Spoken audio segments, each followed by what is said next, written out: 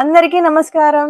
నేను మీ తెలుగమ్మాయి మేఘనాని. So, continuation of part 2 is part 3. కించి పార్ట్ 3 చెప్పుకుందాం మనం. ఏపీపీఎస్సీ గ్రూప్ 2 ఇండియన్ సొసైటీ కించి పార్ట్ 3. పార్ట్ 2 చూస్తేనే పార్ట్ 3 అర్థమవుతుంది. అంతే కదా, బాహుబలి 1 చూసినాకే బాహుబలి 2 చూస్తున్నారు. డైరెక్ట్ గా 2 చూస్తే ఎవరెవరికి ఏమవుతారో అర్థం కాదు.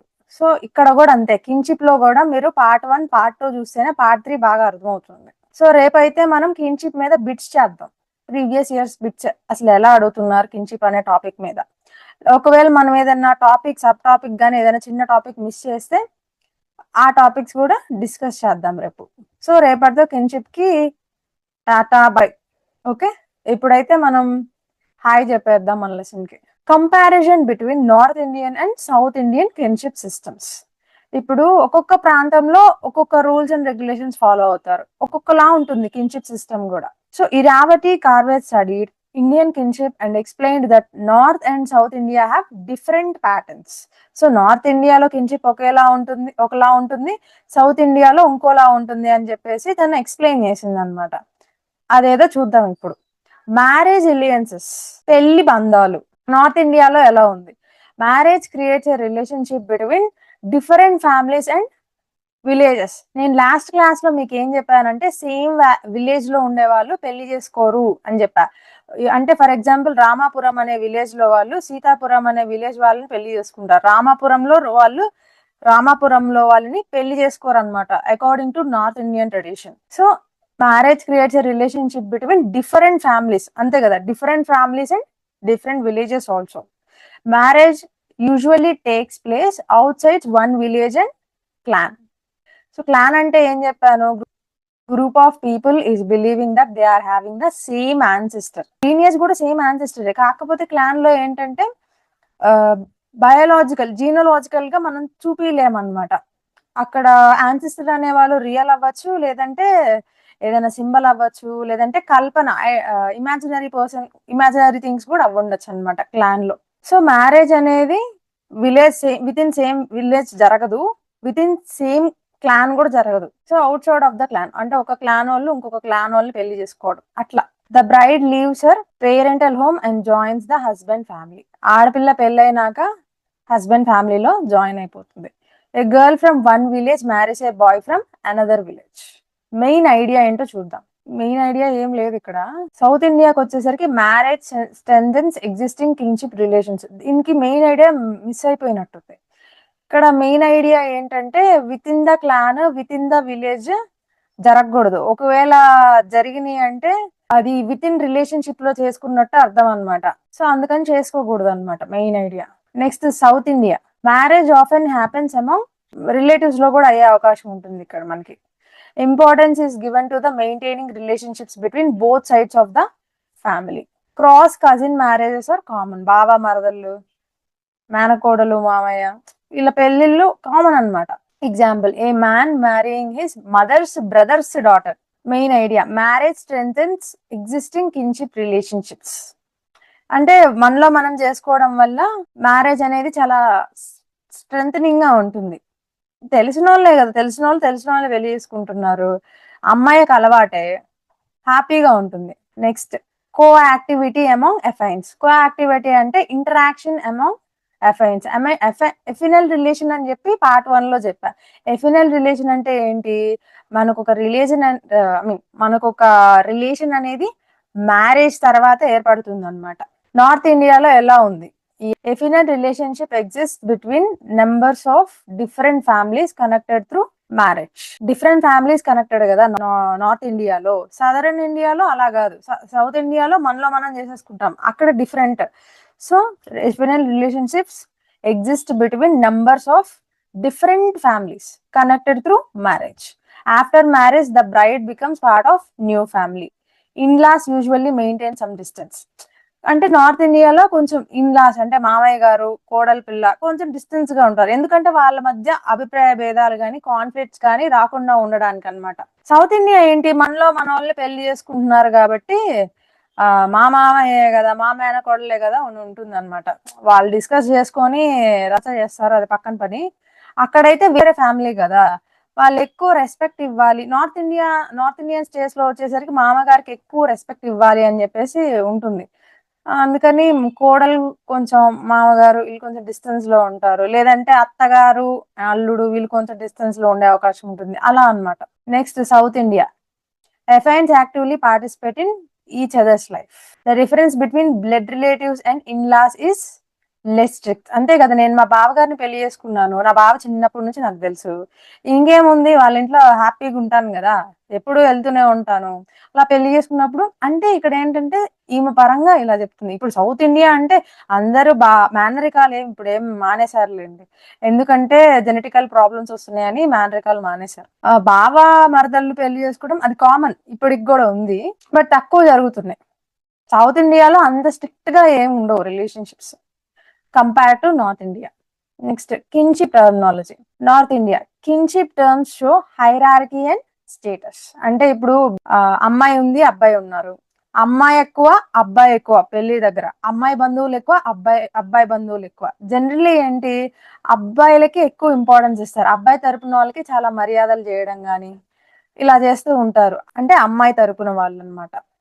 Kinship terms show hierarchy and status. Example, a bride's family may consider themselves lower in status compared to the groom's family.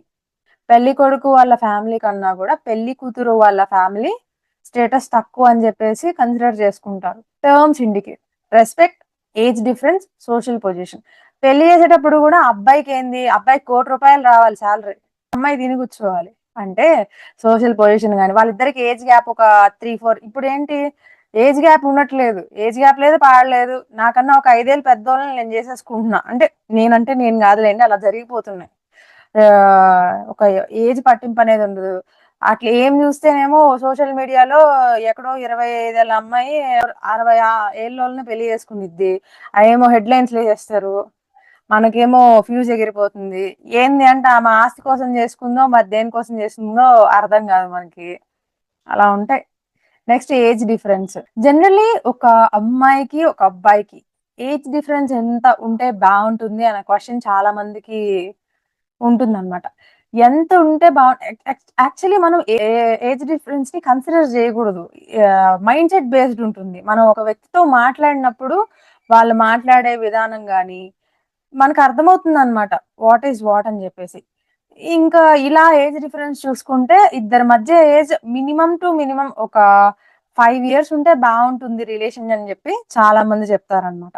5 years కాకపోయినా ఇప్పుడున్న జనరేషన్ లో మినిమం 2 to 3 ఇయర్స్. అంటే ఏజ్ డిఫరెన్స్ అనేది ఇక్కడ మ్యాటర్స్ కాదండి, అండర్స్టాండింగ్ స్కిల్స్ అనేది matter అనమాట. అమ్మాయి అబ్బాయి అండర్స్టాండింగ్ వేలో ఉండాలి, ఒకరినొకరు అర్థం చేసుకున్నప్పుడు ప్రాబ్లమ్స్ రావు, డివోర్స్ రేట్ అనేది తగ్గిపోతుంది. అడ్జస్ట్మెంట్ ఉండాలి, ఎవరో ఒకళ్ళు అడ్జస్ట్ అవ్వాలి, అడ్జస్ట్ అవ్వకపోయినా ఎవరిది వాళ్ళు. ఇప్పుడు ఫర్ ఎగ్జాంపుల్ టీవీ కోసం గొడవ పడుతున్నారు, మహా అయితే ఇంకో టీవీ కొనండి, లేదంటే ఉన్న టీవీని పగలగొట్టేసి ఎవరి ఫోన్లో వాళ్ళు చూసుకోండి, వేసి ఉంటాయి. అంతేగాని గొడవ పడి డివోర్స్ దాకా పోకండి టీవీ కోసమే. అదొక కేసు అప్పట్లో రన్ అయింది. వైఫ్ సీరియల్స్ చూడాలనిద్దంట, హస్బెండ్ ఏమో క్రికెట్ మ్యాచ్ చూడాలంటాడంట. ఇప్పుడు మరి స్ప్లిట్ స్క్రీన్ అనేది ఒకటి వస్తుంది మనకు ఆప్షన్, వాళ్ళు దాని గురించి ఆలోచించరు, ఆ టీవీ నాకే కావాలి, ఆ రిమోట్ నాకే కావాలి అంటారు. అంతెందుకు, మనము సబ్స్క్రిప్షన్ ఏదైనా తీసుకున్నాం అనుకోండి, హ్యాపీగా ఒకళ్ళు చూసుకోవచ్చు, కానీ చూసుకోరు, ఎందుకు, ఈగోయిస్ట్ అట్లా ఉంటారు. Next south India. Kinship terms are more symmetrical, కొంచెం సిమిలర్ గానే ఉంటుంది. They show equality between families, relationships are clearly classified.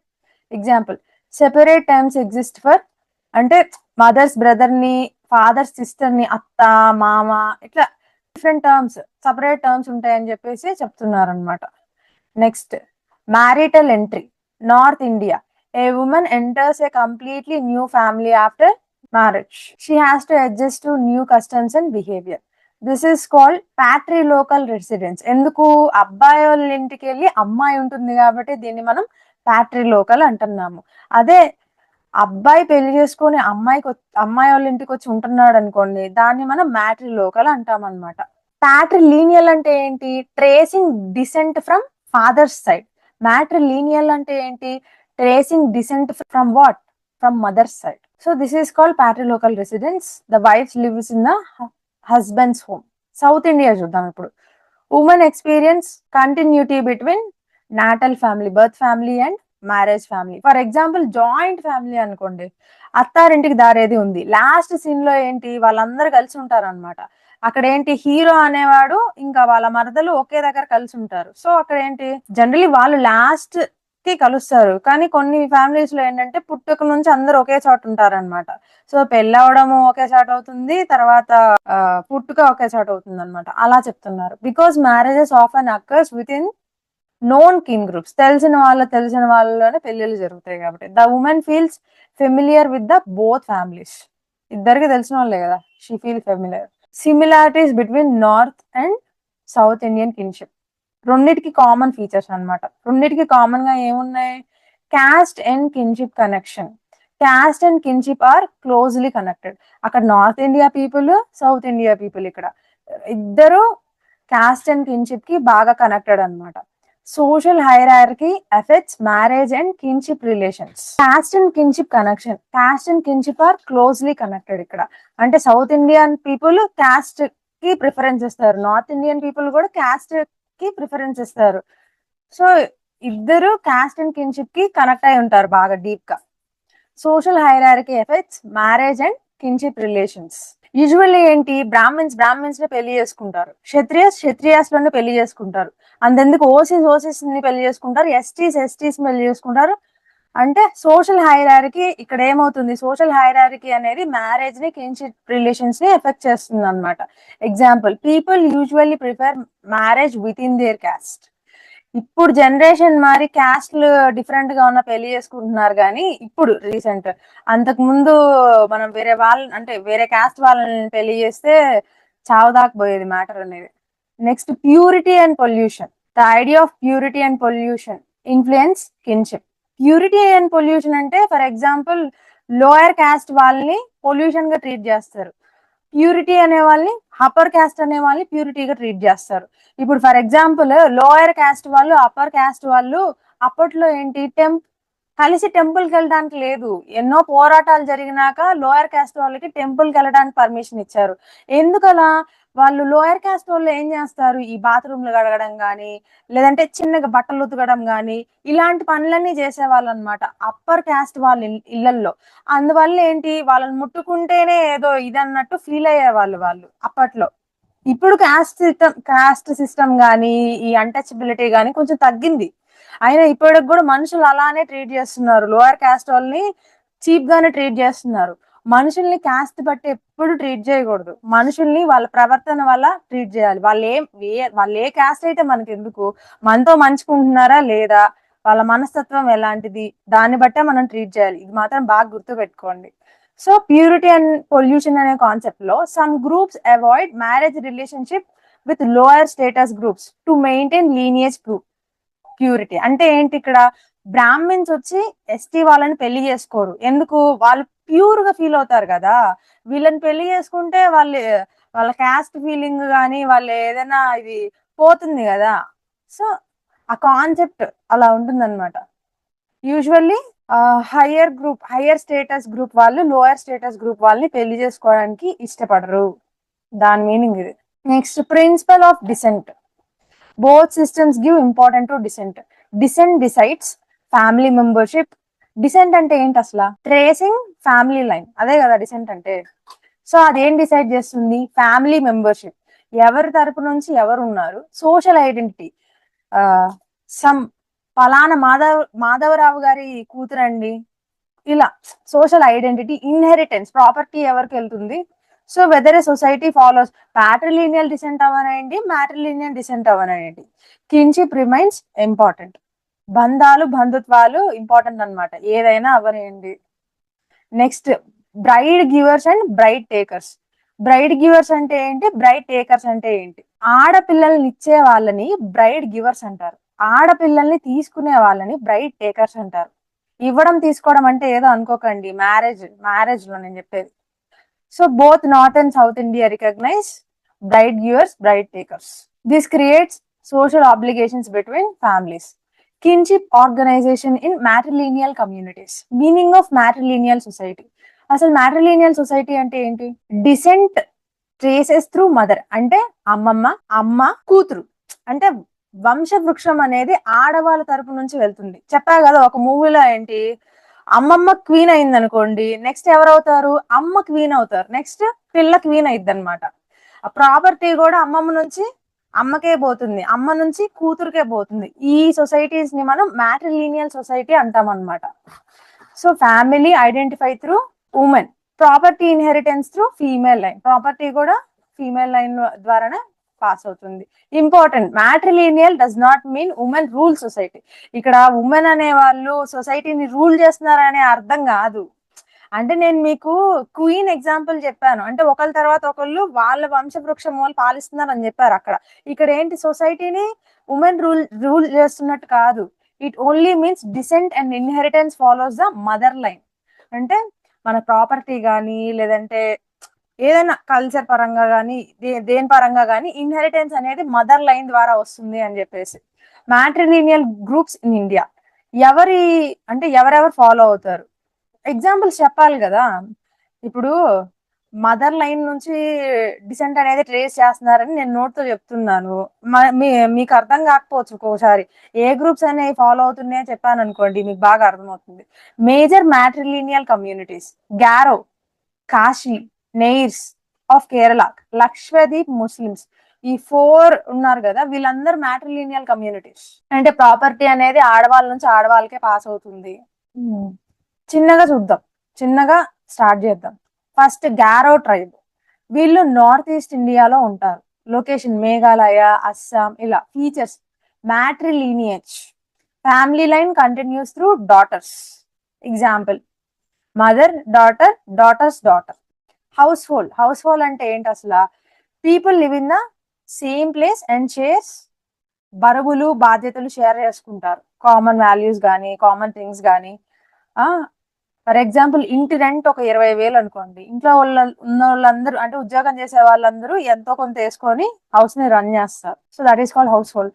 The house hold, ఇక్కడ హౌస్ హోల్డ్ లో ఎవరు ఉంటారు, ఉమెన్ ఉంటారు, వాళ్ళ డాటర్స్ ఉంటారు, వాళ్ళ అల్లుడు ఉంటారు, యంగెస్ట్ డాటర్ ఉంటుంది.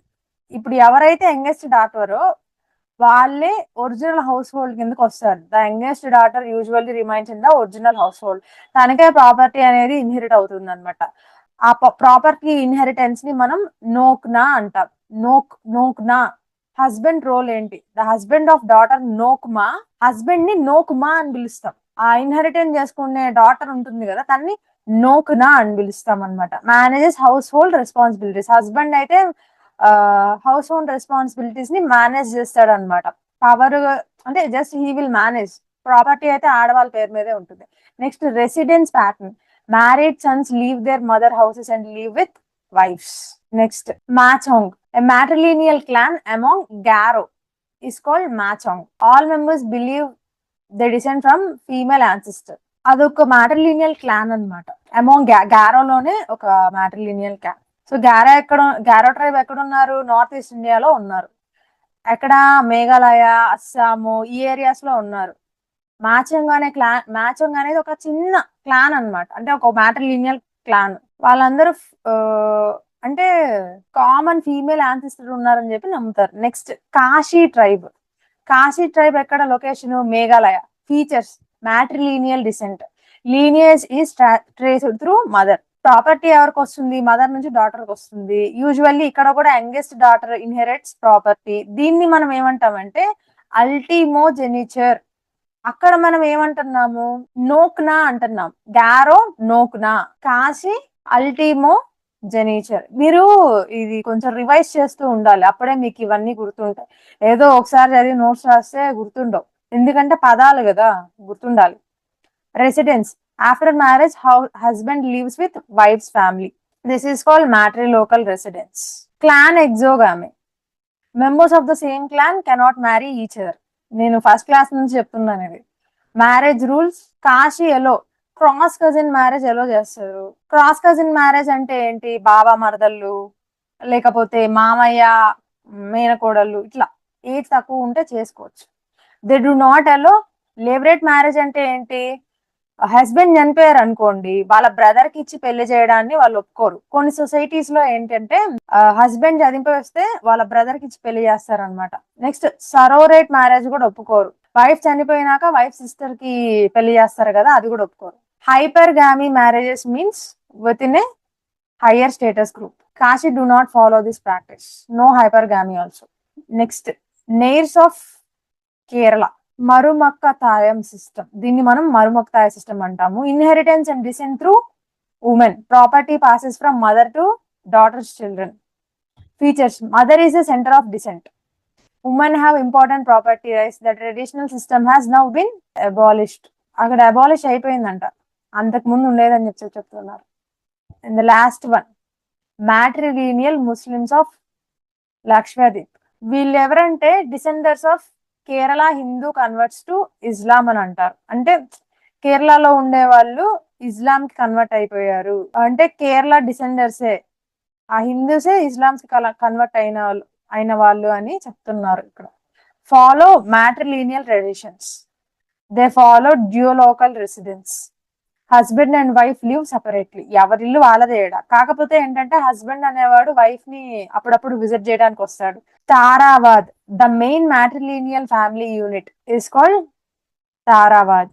It includes male members, female members, descendants of common female ancestor. Inheritance ఏంటి, జనరల్ ఫీమేల్ కి పాస్ అయిపోతుంది. So this is all about kinship in detail. ఇది ఏం చేస్తారంటే మీరు నోట్స్ రాసుకోవడము, లేదంటే స్క్రీన్ షాట్స్ తీసుకోవడము, ఇంకేదో చేయండి, ఓకేనా.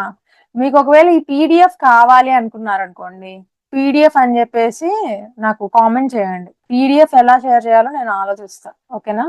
ప్రస్తుతం అయితే మీరు రాసుకోవడం కానీ లేదంటే స్క్రీన్ షాట్స్ తీసుకొని నెమ్మదిగా చూసుకోవడం కానీ చేయండి, okay. So this is all about kinship.